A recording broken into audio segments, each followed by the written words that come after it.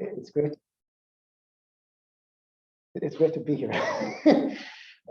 Okay, so if any questions throughout the talk, please, of course, don't hesitate to ask. Can you hear me clearly or not so clearly?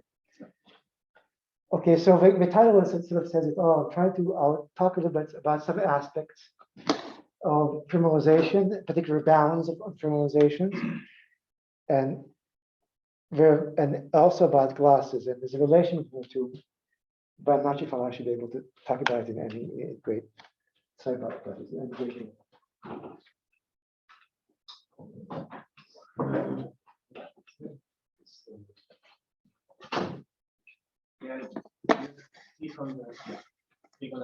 Okay, that's great. It's actually good.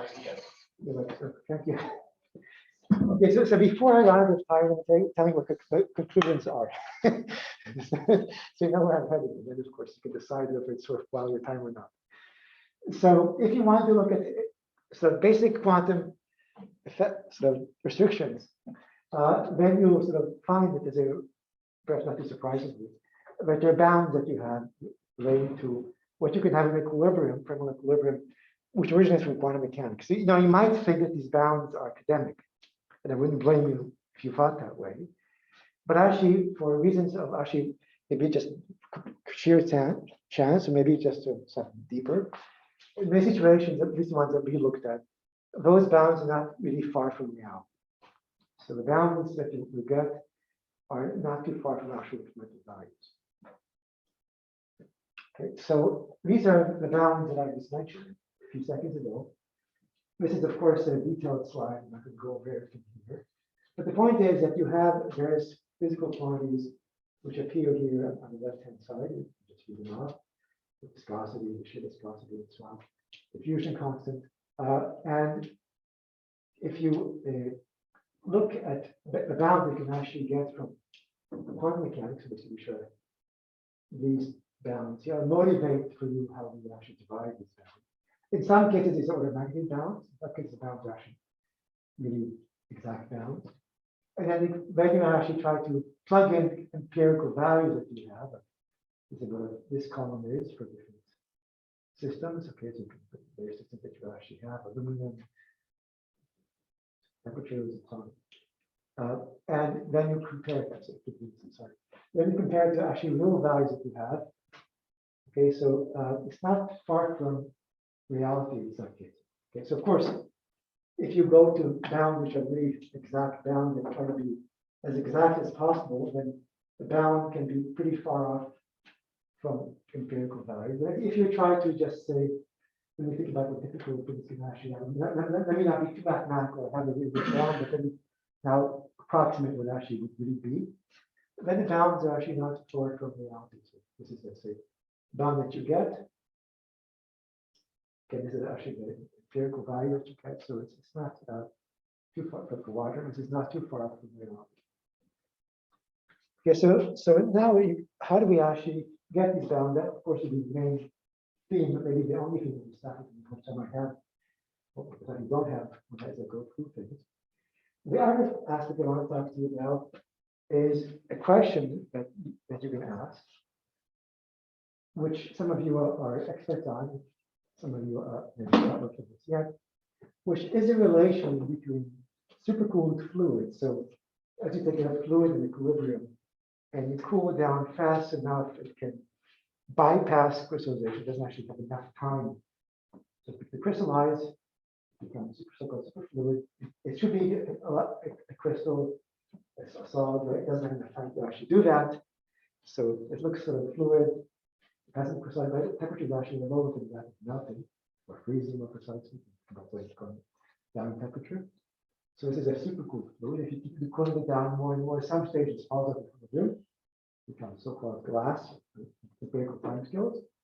And most people, the prevailing schools, well, many schools of thought, this is a very hard and important problem, that there is no obvious relation between what you have, the usual transition you think about, nothing transition, and so on, and what you have for describing these systems.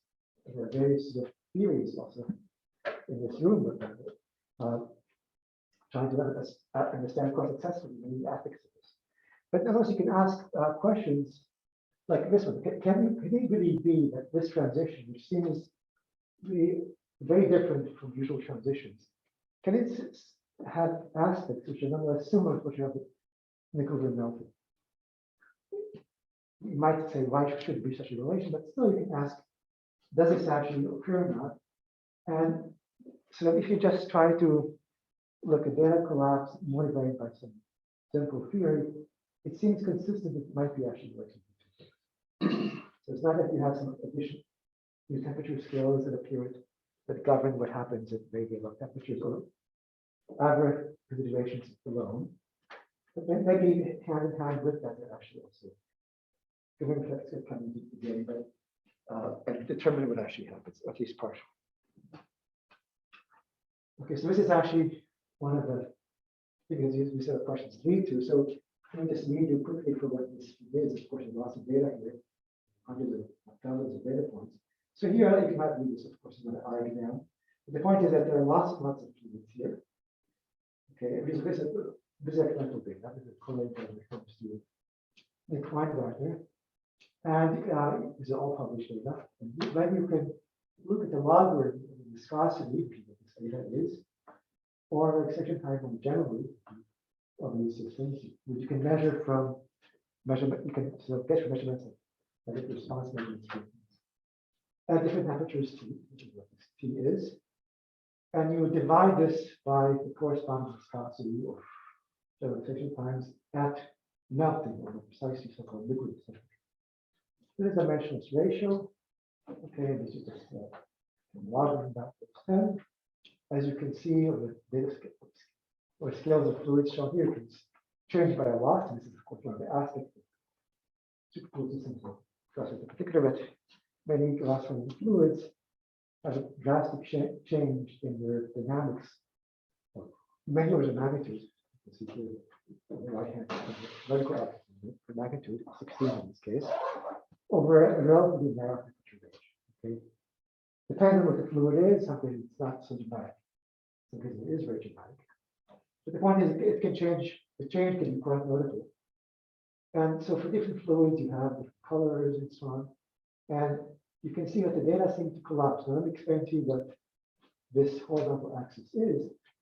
It denotes what you will think about as usually as a reduced temperature, like how far below you are at critical temperature or original temperature, but not quite. So you're asking how far below you are melted this melting or liquid temperature, and you divide here by temperature itself. So the only scale in the problem here is temperature, but you divide by in the denominator here is temperature itself, conformal. So only the scale of the system governed the energy scale that appears here in the denominator is governed by temperature itself. With some parameter in a bar. Each fluid has a single parameter in bar, which allows the data to collapse in this way. The value of a bar does not change dramatically. So over this broad spectrum of fluids, it can vary over this entire set of fluids, over 60 fluids. It can vary by maybe from 0.04, maybe 0.3. So T1 and A are properties of each liquid. Exactly. Yeah. And so TL is measured. And A is, TL, T liquid is measured. Yeah. But it's each liquid has its own TL, and each liquid has its own unknown A to make it collapse. Exactly. So this is sometimes called the parabolic law because it's beta minus a constant. It's similar, but the red curve is not exactly the same. Okay. It's a bit different. I saw the parabola. Okay, good. And importantly, this is not an adjustable temperature. It's actually liquid temperature itself. Okay. So it's not that you have T0. So it's similar to a parabolic law, but in the parabolic law, there's a temperature which is for each fluid is adjusted. Here it's for measurements. What's the physical interpretation of a bar? I'll tell you. If I have time, I'll tell you about it. But you see, the point is that, and this is a point that you brought up before, that the only temperature scale in the problem, apart from temperature itself, of course, temperature scale in the problem is liquid temperature itself. And that you posit is some temperature which makes things collapse, or some governs some divergence, or some very critical point, or something of that nature. But rather, equilibrium relative to itself. It's for this temperature itself. It's only, and this number A bar is dimensions. So that's, of course, it doesn't prove anything, but it seems rather than the outliers, just these red points, outliers. But overall, given that the many fluids that are here, the outliers are relatively rare.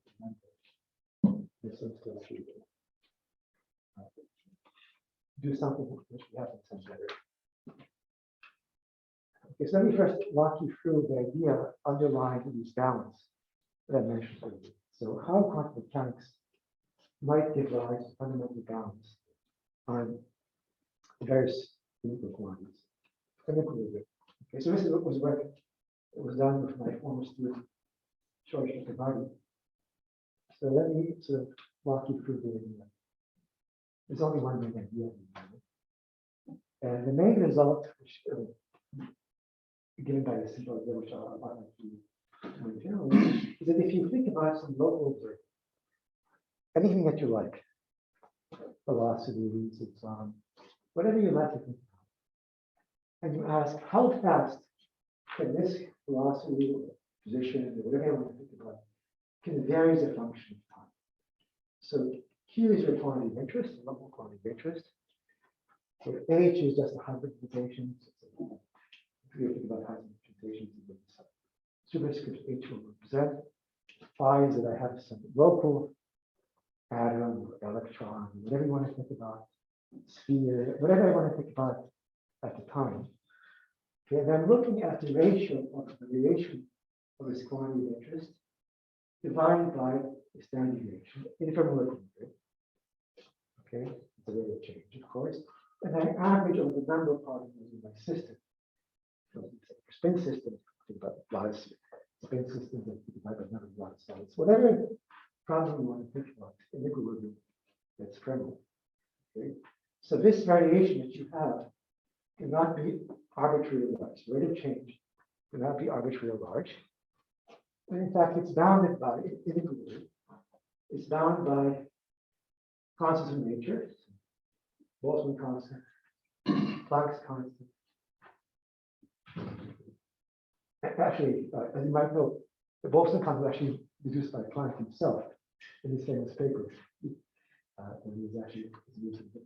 But anyway, so local heat capacity is described what it is materially and temperature. Okay. So this is sort of this inequality in the boxes. When I plug in different quantities, we'll give rise to results. And when I showed you earlier about balance of velocities and diffusion constants and so on, they're all different manifestations of application, the same basic inequality that appears in this box. Any questions about this? The only question is the index I in this COV, isn't it supposed to be H? It's like depends on the quantity, no? Otherwise, I don't understand what that I is. Yeah, so overall particles in my system. So I have some number of particles in my system, or spins, or whatever you think about.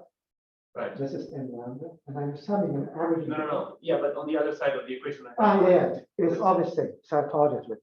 Yeah, my point is I wanted some local heat quantity. Right. And it's the same local quantity for all of them, because the system just invariantly homogeneous and so on. Same for all of them. But when we mix either, it's meant to represent something that's local. We're going to call it anything else, but point is here for something over here, it's I. The point is for all I, the quantity here on the left hand side is this quantity. Heat capacity is always the same. Now, local heat capacity, as you might imagine, any capacity has units of Boltzmann constant. If the local heat capacity is some number of unity times Boltzmann constant, then you can plug it in this equation, of course. You just plug in Boltzmann constant, you have some number of order 1. You have Boltzmann's constant squared, obviously. You have square root here, so basically Boltzmann constant itself, temperature into the square root, or H bar, times the number of order 1. So in equilibrium for almost any system, the rate of change of any quantity, local quantity that you can think about, will be some number of order 1. can be bounded by, it has to be bounded from above by some number of order 1 times kt over h bar. This of course relates to many ideas people have about planting dissipation, bad metals, and in many different contexts, of course, very different problems that they want to think about. But as a matter of principle, it actually always arises invariably, rigorously, from just simple quantum mechanics. Okay, so it's just saying again what I just told you about more than a few seconds ago. If you plug in some number of order 1 that's a Boltzmann constant, and you plug it in this equality you had earlier, it tells you that rate of change of any quantum you want to think about average of a time system, which of course is what we would have for just a random system, including etc., is homogeneous, etc. That is bounded above by kt of h bar. You cannot have a rate of change which exceeds that ratio of kt of h bar. Of course, it's not very surprising, like the only natural energy scale you have from criminal. The temperature itself is of course kt, and if you want to think about natural frequency scale, it's nothing else that you can have, but actually it's really a rigorous bound. Now, similarly, you have bounds not only for rates of change that you have of function of time involving temperature, of course, temperature gives you natural energy scale, but also rates of variation that you have relative to position, basically gradients. If I want to think about any function, looking at derivatives and so on, relative to various coordinates, doesn't have to be spatial coordinates. There's one thing also for other coordinates. We have many spatial coordinates. Okay, and I'm looking at all over all the points that I have solid of these coordinates, or some other shape components that I think about. Okay, in this case, again, I'm averaging over all particles. The rate of change that I have of that gradient squared divided by the function's average value squared can never be too large. Again, it's set by an upper bound, which is determined by, which involves the Boltzmann constant, temperature, so and Planck's constant. And if you do it for situations in which your coordinate of hand is really the Cartesian coordinate and so on, with would correspond. Of course, in custom description actually applies, but the average value might be squared is set by basically kt and then pi by m. That's basically this upper bound that I have here is set by the blue wavelength. Okay, the blue wavelength is of course what you know from mechanics, basically 2 pi h bar squared. Divide that by the mass of the particle times kt is squared. Okay, so variation if you have any system which is high enough temperature where such that the value of the dimension squared is set by kt itself, it can never exceed the square of the right. So if for instance, if a function f is potential, the potential, of course, is corresponding to fields and so on. It tells you how fast these can vary. It tells you bound by the ratio of field squared divided by potential squared, different positions and so on. But this is generally equal.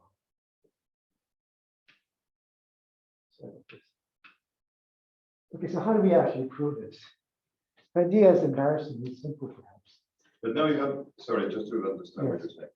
So you have two statements. You have a kinetic statement which limits the speed of Rate of change the rate of change of the observable, exactly. and that rate of change has to be, smaller than square root of t squared over h, something like that. Exactly. Take your example. So t over h or something like that. And then another statement is an equilibrium statement, which is the rate of spatial change in equilibrium Exactly. of some spatially spread out quantity. It can never be too large. Okay, good. So in one case, we involve momentum in space. So this basically is a manifestation, the usual circular relation, Yeah. but it with equilibrium. And the other one is basically time energy circulation. So this here comes from time energy circulation, and this one here Okay. comes from position momentum. But down in locally, that's all it really is. So this index I that I have is really important. That's all it really is. So how do we really put that rigorously, etc.? Of course, maybe it's about the same thing. Some are better than others, better taste in some cases. But anyway, let's think about the following. Imagine if you have a big system. So this is my big system. Okay, I call it unimaginably called lambda here. Okay, and this is an open system. It's governed by some Hamiltonian. Okay, the usual business that most of you, not all of you, think about it. Okay, and here is my system. Again, think about it as a quantity, a given site, so on, whatever you want to think about it. And this whole thing is in some environment. Okay, and the hybrid of my system, my quantity of interest plus the environment is what I call this lambda. And the whole thing is in a kind of a heat bath. It's open. It's governed by Hamiltonian H lambda. That's what we're going to do. And we're going to think about it as a usual case, a simple case. But this is time independent. Okay, and that's really what we're going to do. Okay. So now, let's now think about, again, the quantity of interest lies here. This could be, for instance, a spin that's immersed in the big lattice. And that's of course, the entire lattice is a big system, but the single spin interacts only with its neighbors or neighbors reasonably close to it. Okay, so this is basically the environment with which it interacts. I'm not sure what sorry about that. My pointer went okay. So with interactive, okay, this is what this epsilon I represents.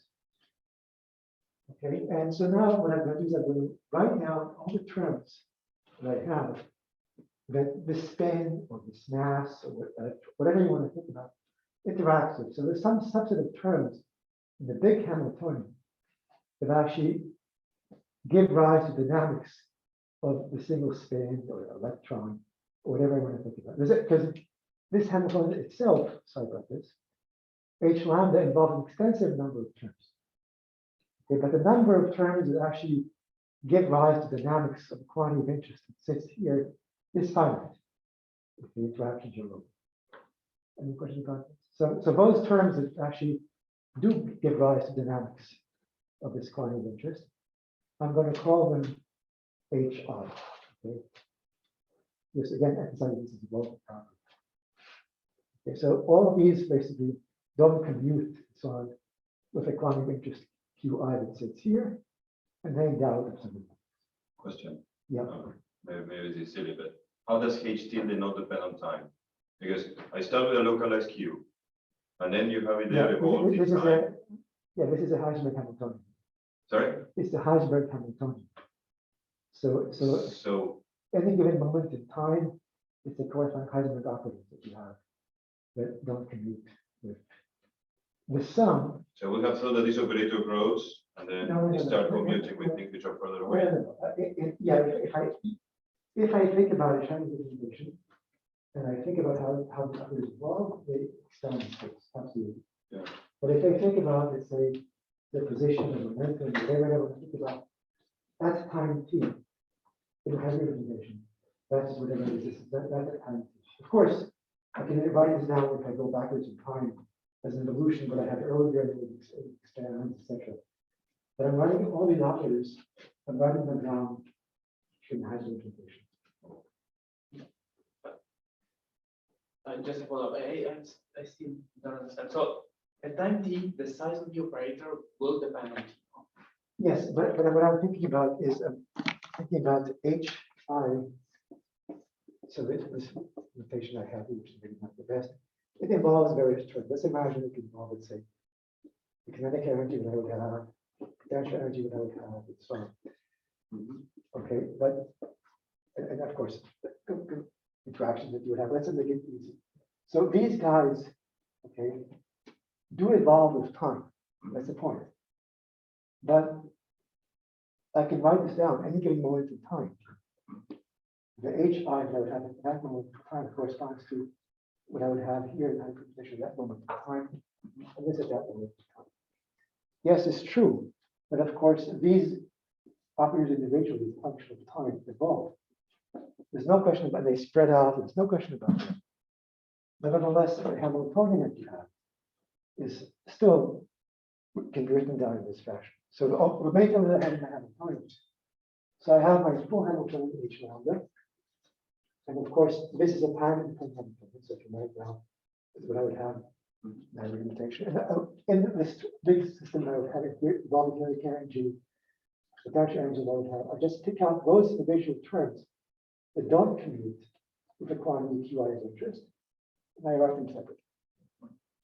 And they're all written down in the Heisenberg representation. Is this any question about this? So this is an important point. But the point is I'm working on representation. Okay, so all these terms that I have lumped into what I call HI, it sits here, what I have here and so on, they don't commute with QI, and of course QI on its own involves the four Hamiltonians.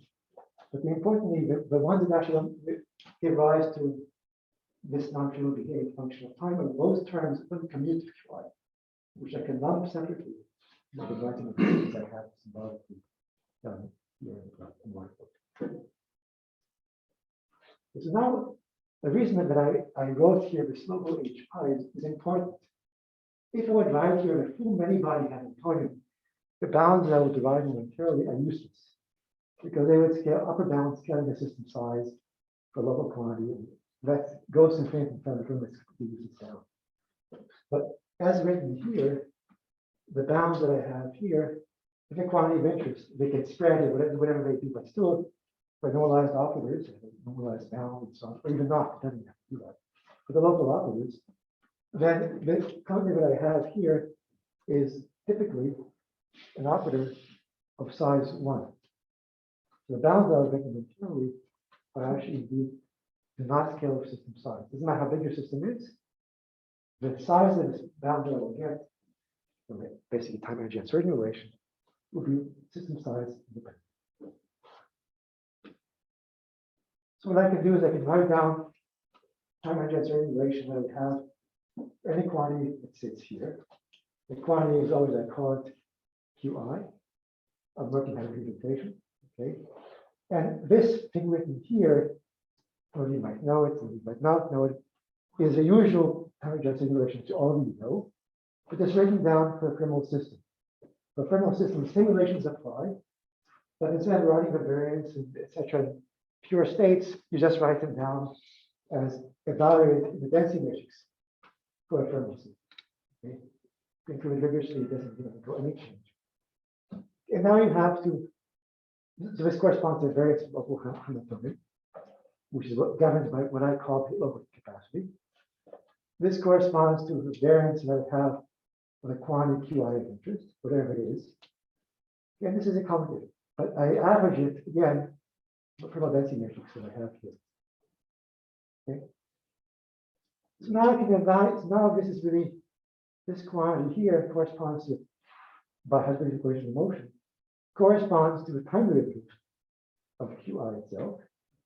And now you see you have a bound of how much this can vary as a function of time in terms of the variances you have the local operator HI governing it, and it itself, the quantity, the local quantity. So these are basically a local operators that I put myself inside it. So this bound is actually.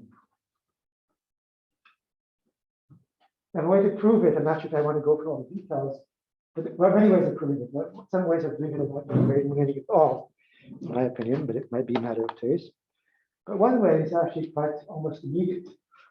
And this is actually, this sort of idea is I sort of, this thing here is Meraki leaf 50 years ago, and you can use it to basically justify saying a certain relation appears unscathed, completely the same when you have instead of actually pure states.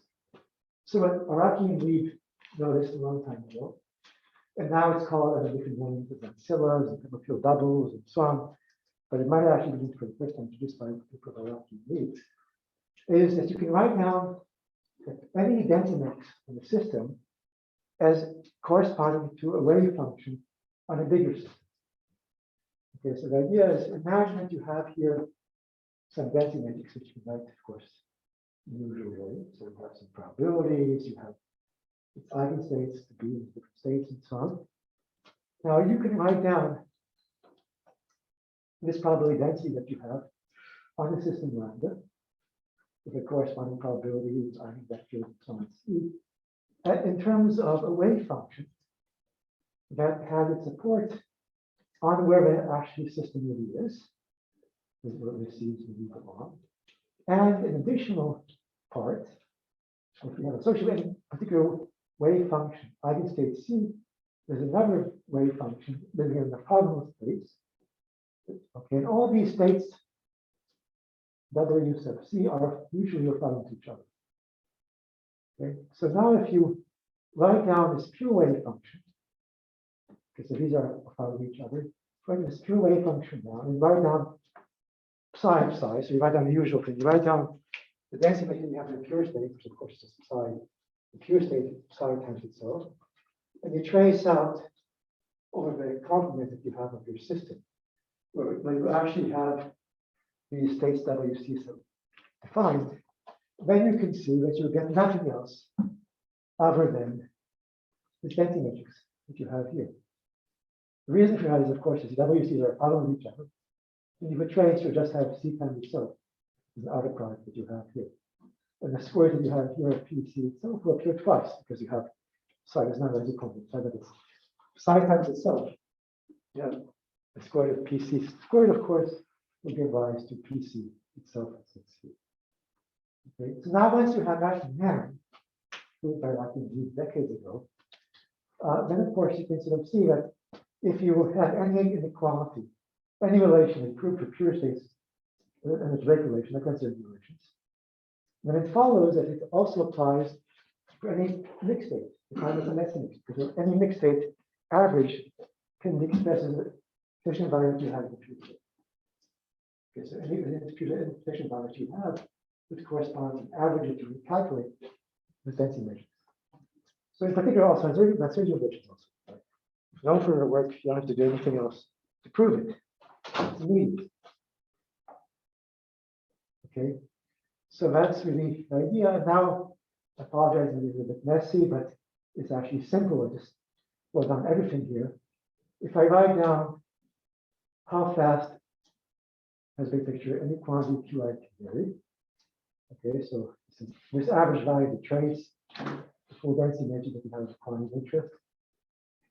Heisenberg's equation of motion corresponds to the commutator that you have the system with this quantity of interest, but only some small number of terms don't commute this quantity. You can pick them out, which is what we did earlier.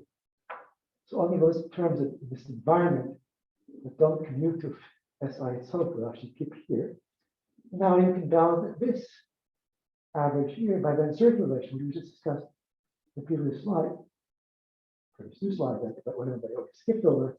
I can write this down, but I talking about writing deep, but skipped over the last message. So let's say words to you orally.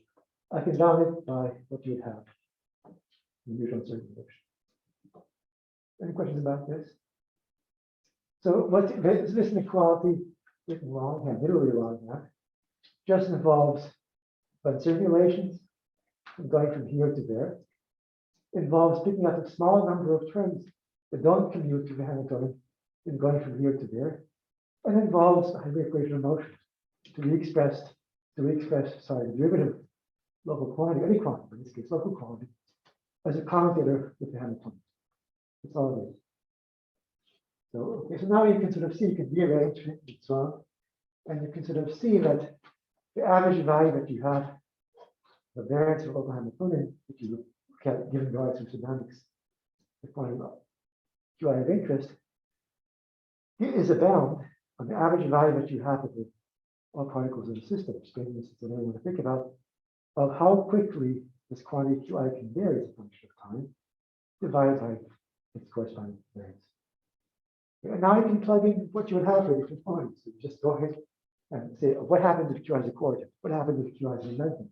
What happens if QI is phase? And so I just like this is the right hand, I just write down what the corresponding Hamiltonians really are. I plug them in here, and I get the bound, I evaluate this, and I get the bound, so I evaluate this, which appears here, and I get a bound under the change. That's it. Any questions about this? So the point of, so there's a step of going from the full Hamiltonian to the Hamiltonian. Exactly, and it's really important. That's why this, even though it spreads, this operator spreading, which is of course undoubtedly true, it's very important. The point is, it's still a local operator having the patient at time two. This is really great. What you both mentioned is very important. But I guess my question is, so if we are interested in positional momentum, then it's easy to split the Hamiltonian. Yes. But if I just give you a general operator, how Then would you you? have to see what does it mean. Mhm. If there's long interactions, it might not be trivial to other. So it depends on this, what quantity when you look at, you can write it down, and in some cases evaluate. In some cases, you can evaluate only classical limits, because only then could be some calculation of what's.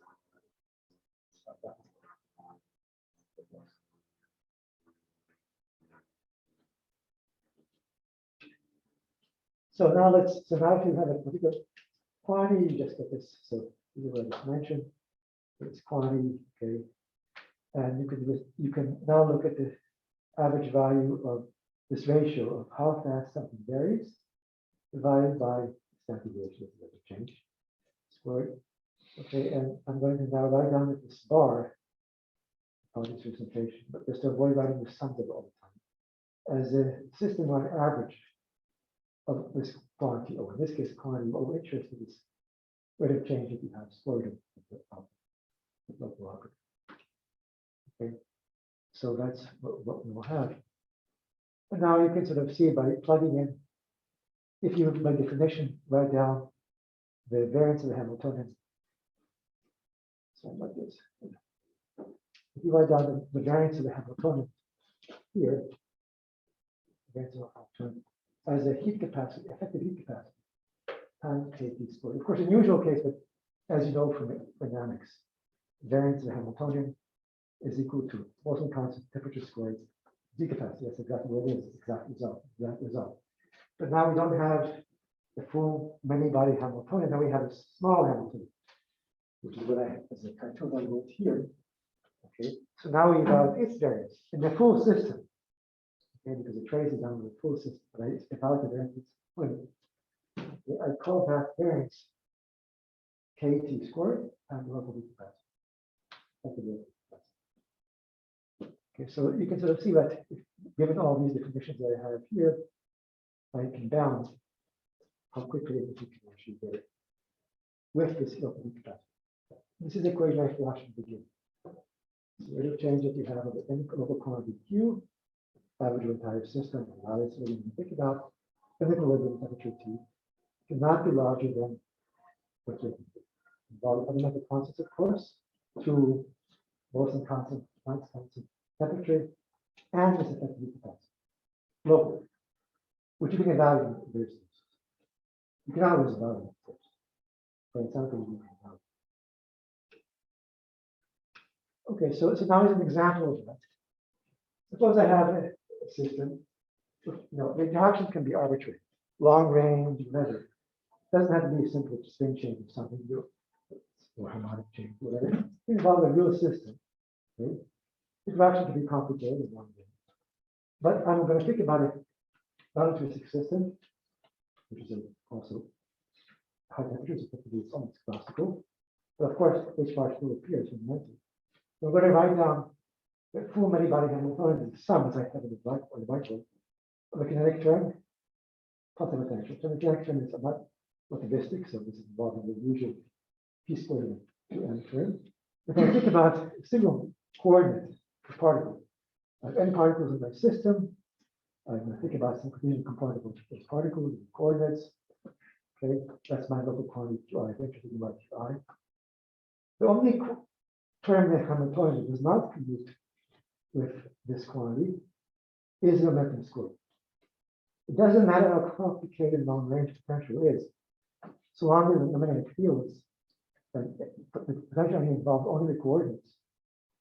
The only thing it does not commute with the coordinate itself is the momentum.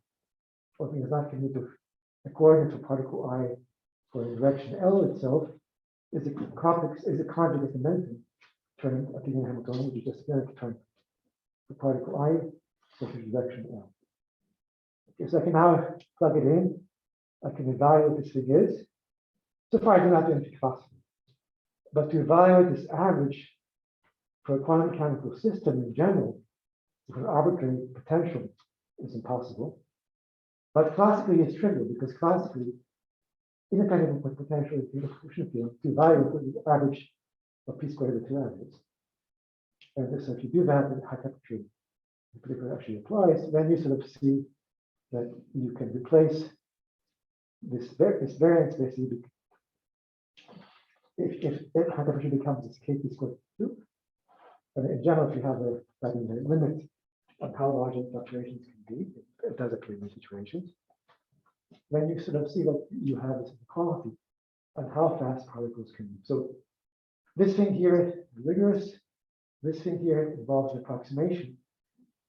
So this is rigorous itself as well. This equation box is rigorous for classical for systems non-existent at temperature T in equilibrium. But this last thing here involves a classical approximation that heat capacity is this is valid at temperature T for classical system. Of course, quantum system can be complicated. You cannot learn how to calculate, but typically heat capacity increases temperature. Typically, quantum effects actually make fluctuations smaller as you go through the device and so on. Okay, but of course, we're not going to try to prove anything of that nature. But at high enough temperatures, this becomes just that. I have now a ratio of how fast things can change. Okay, so the rate of change of my position coordinate is a function of time divided by its displacement. This is the variance of how temperature T is increments variance of my coordinate. This quantity here is velocity squared essentially. And the square of that is average of the entire system. Never be larger than kT of h bar times the square root. Okay. So this is the bounded on velocity that I have. What I can use here, the square root divided by fluctuations I have in the coordinate, thermal fluctuation, and quantum. They're all. This is the value of the full many body density matrix for the full quantum system, including temperature. This average, I will want to repeat myself, is the entire system for all particles in my system. This is a sort of a speed limit. It's not nothing to do with ups and downs. Of course, it's consistent with it, etc. But it just comes from being in terminal equilibrium and just having a certain relation. Okay, any questions about this? So now if you have a solid and the solid has atomic spacing A and the solid melts, as you might know, the fluctuations are too big, the Miller criterion and so on, then you can plug in for this fluctuation, the last constant A times the number or unity, small unity of course, it could be more than 10%, or so, depending on the system, of course, much larger. And you can get a ratio of how fast atoms can actually move. They can vibrate in the solid. Okay, so the ratio of velocity divided by how much we actually fluctuate. That can never be larger on average of the entire system than kT of h bar, 10 to the power of 1. And that's essentially the idea. So now you can do the same thing over and over again for many other quantities. Let me just give you an example for diffusion.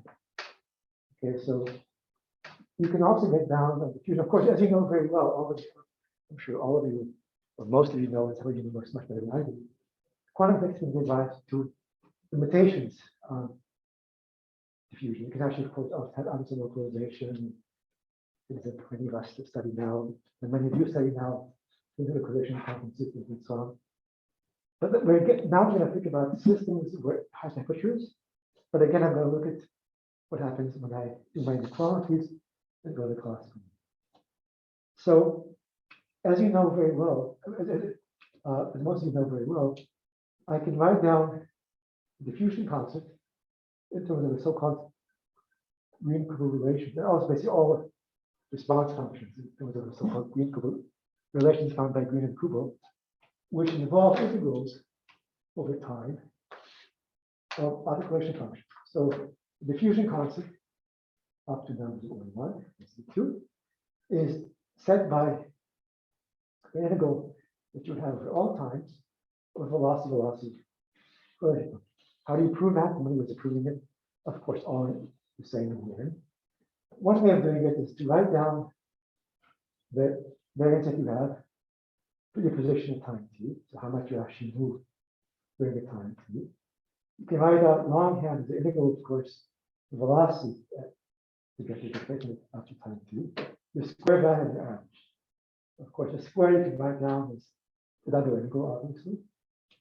And now the average you can move inside. And you can sort of see that what sits here is nothing but a regular function. That's one of the ways of proving it. Okay, so what does it actually look like for different systems? Looks different, of course. It would be very complicated, obviously. But in many situations, what you typically have, you start off from you always have starting off from a maximum. So typically at time zero, whatever zero is, initially, the correlation is maximal. And with time, you have this memory of what the initial state, initial velocity was. I think it's a function decays of time. It can go to zero as time t, which it always does. Obviously, you forget what the initial velocity was. So this function goes to value, but I can do so monotonically, or I can have oscillations, which have different names for different people and so on. But I can have these oscillations. Okay, this could be called the correlation hollow, or they will give it different names and so on. But the point is that I can bound what this integral is. This integral that appears here at the bottom is by again using our inequality. And therefore, I would get bound on diffusion constant. That's the idea. So how do you do that? So you basically, again, I don't want to make it look messy, but I just want to show you that you do this without jumping any steps. You can write down what the diffusion constant is. Sorry about that. It's the integral that you would have of all times v or velocity correlation function. And if you want to bound the integral up to time t, during which this function still decays of time, because it decays of time, then you can bound how quickly this can actually drop. The point is, this curve here, that you see in front of you, cannot drop arbitrarily fast. Why? Because it involves a local quantity. So this rate of change of local quantity cannot be arbitrarily large, for reasons we just discussed. So it tells you that the integral that you have of this function that appears here, up to time t, as long as this quantity is always positive, so up to its first zero, or anywhere up to that point, is cannot be smaller than its initial value minus the maximal derivative that could possibly obtain times time t. So it gives you a bound on the area that you have on the curve, the integrals that you have. It gives you bound on the diffusion constant.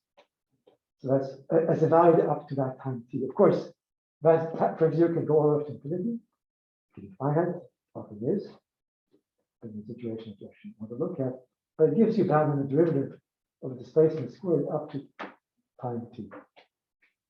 Okay, so that's the essential idea here. So you just bound this derivative. So this is not terribly illuminating, but you just bound this derivative using its three relations. And you just, sorry about this in my direction, just plug in what it really is, and you get a bound. And depending on what the interactions really are, and so on, the corresponding variances will, of course, be different. But the point is that typically, if the moments of the potential, in this case, the potential is the quantity that you're looking at now is the velocity. The velocity of the momentum itself does not commute to x. So now what we're going to have a total actually would give rise to a non-Nash commutator would be potential energy itself. So now you're keeping it at these terms, of course. Potential energy, and of course, all the forces that you have in the system involving I as well. There's some use from the J and so on. And these don't commute. This got to give rise to a non-Nash commutator. Typically, of course, the potential energy involves differences of coordinates between what you have, coordinates xj, coordinates xi, etc. But regardless of what it is, these are the quantities that actually give rise to dynamics. And now you can, what you want to look at is the variance of this quantity. That's why you have to evaluate that You cannot do it generally because dependent potentially is, you get the result. But if it's local quantity, it has a variance which is set by KT, as it often is. So for harmonic oscillator, of course, the value that you have x squared and the stiffness and so on is set by KT, but of course, much more general than that. Then you can plug things in and you get that the bound of this quantity is set by, not surprisingly, the ratio of h bar over the mass. The more mass of the particle, not surprisingly, the diffusion constant becomes smaller. The larger the quantum effects, of course, not surprisingly, perhaps, the larger the diffusion would be constant, cannot be zero. Of course, it can be zero. We all know that. There's localization. But the point is that if I do this in hypothetical where things can apply synchronicity, or this order of the system and so on, then you get this bound. Okay, now if you do it more seriously, then you get more cautious bound. This is what I showed you earlier. The table in the beginning is another table, but you just choose the corresponding weights, the different corresponding offers you want to look at, diffusion constant here, different viscosity, bulk shear viscosity, and so on. You could have different corresponding quantities that you would look at the rate of change, and you can actually find out the corresponding local Hamilton is actually governing the dynamics. So now I don't want to go over time. I have only 7 minutes left or so. So maybe I'll just flash for you some other ideas. I mean, so if I have, so many of you, if not all of you, probably heard about this odd time order functions, where I mean, of course, before, but came to the fore in March 2015. There's a very nice paper by Shankar and Stanford, published a year after it happened, so on. So relating to how fast the bound on Pias, with exponents that are actually bounded, cannot be arbitrary. Here's a cartoon, of course, not of course, here are the two trajectories that you have. You change initial conditions. This is a symmetrical picture. And as a function of time, they do different things. And of course, how much they diverge as a function of time is bounded by the largest Japanese exponent. The difference, the logarithm of the difference that cannot be larger than exponent times time. So in this case, you can prove bounds without doing any, by thinking about it differently. So you can think about it density describing two properties of your system. So you have a system one, initial conditions or something. System two initial conditions is something else. Okay, with the corresponding definition that you have. Now you want to think about a particle in system one and the same particle in its counterpart system two. And you want to ask now, how is the difference if you have the two particles as they evolve in time? Okay, this is clear. Now I have a hybrid of two systems. The corresponding definition is defined on both of them together. And I have a handful describing the full systems together, so some handfuls. So when I ask how much a single quantity in both copies of my system can change, look at the difference. What I have in replica 1 in system 1, but I have the same quantity in replica 2 system 2. And now this quantity that I have here, this one, how about that? This one sits here, is governed by the local Hamilton that involves quantity I in system 1 and quantity I in system 2. Again, if everything is local, it involves a finite number of terms. Okay, so now you can evaluate this. Okay, so now you can evaluate, and now for different quantities, you have different results. If you ask by how much can the coordinate of different particles change? In this case, the corresponding non-linear term that you have involve various energies in both systems, and you can evaluate exactly. So this is a general result, like the P capacities we had before. So you have a bound of how fast things can change in general. Okay, and you can evaluate it for particular cases. So if you want to think about how fast can the change the function of time, the corresponding method of exponent is given by this. For comparison, the exponent that was found in universal exponent that was motivated very nicely. The paper I told you about, in my view, 1% for most of you. 8 years ago, almost to the day now, not exactly, because 7 years, 10 months ago. Something like that. This was given by 2 pi kt of h bar. In this case, it's a bit different. It's actually not this one by factor squared of 3 over pi. The number is order that's really important. But there's no need to do anything else. There's no need to do more complicated kosher functions and so on. You can just do it directly from certain image. So I have no time left. I have only 3 minutes left. So just in the many minutes I don't have left, I'll just tell you very quickly about glasses. Maybe because that's something so I just skipped to the this was done with thing I'll tell you about. It was done with my former student Nick Weingartner, David Noguera, Chris Brazos, and the appointment of Ken Telford on the party level. So basically, this is what I mentioned at the beginning. You can take any fluid. It might be hard to do. It might be impossible to currently experimenting at liquid helium connected to cool.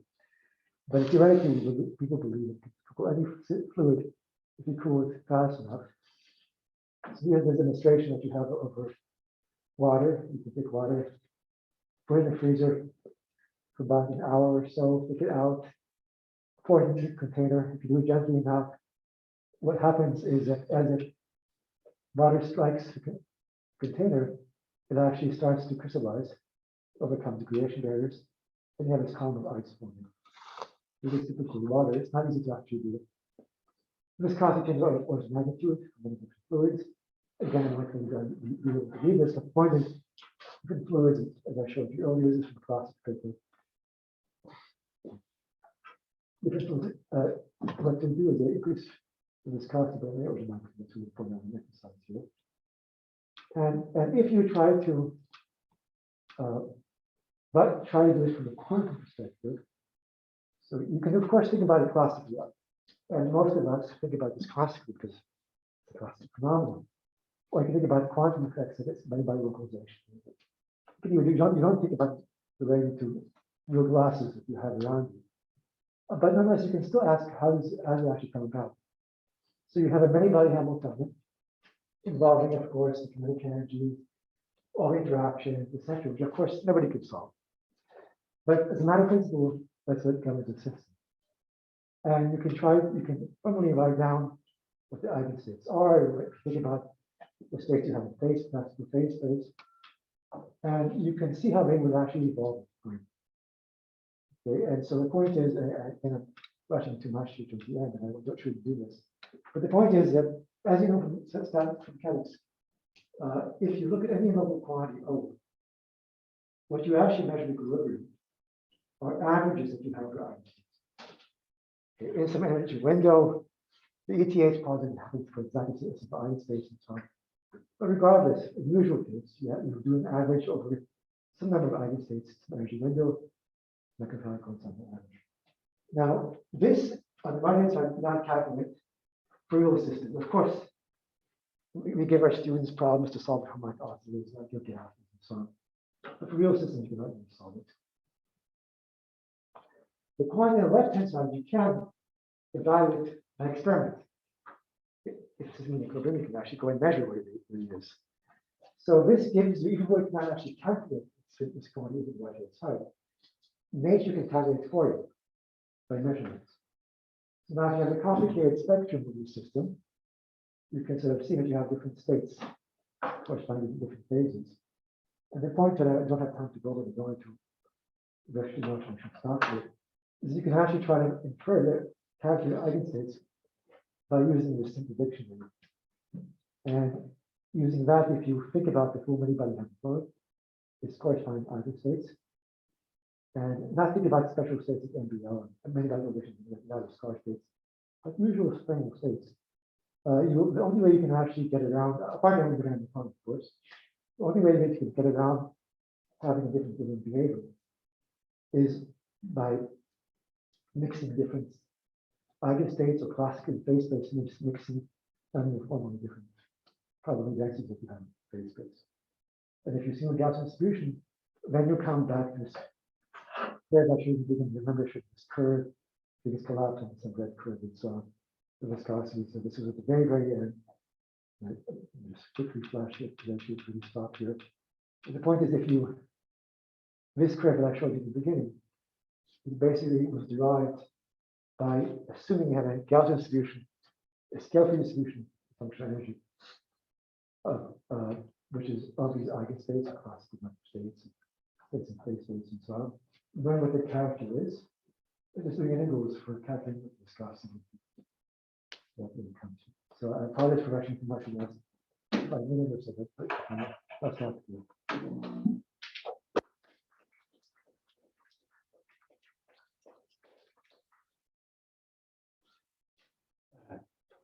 Questions?